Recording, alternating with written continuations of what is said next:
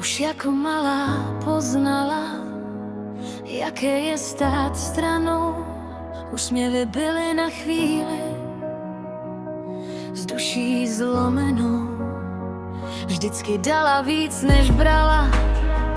Věřila, že dobro stačí. Pro každého měla místo, pro ní ho měl málo kdo. Dala na slova druhých, i když jí často zradila. Neviděla skryté masky, jen dál slepě věřila.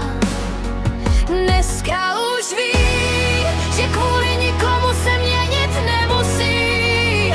Život jí vzal spoustu snů, ale nevzal její sílu. Ať si každý říká, co chce, její hodnotu to neurčí. Kolikrát spadla na zem, tolikrát stala silnější. Čas jí otevřel oči, pochopila, jaký je svět. Některé dveře navždy zavřel, aby našla vlastní směr. Přišla o ty, které milovala, jiní odešli sami. I když uvnitř plakala, zůstaly jen vzpomínky. Kdo chce, ten zůstane, to nechce, může jít. Už nehledá falešná slova, ani cizí uznání.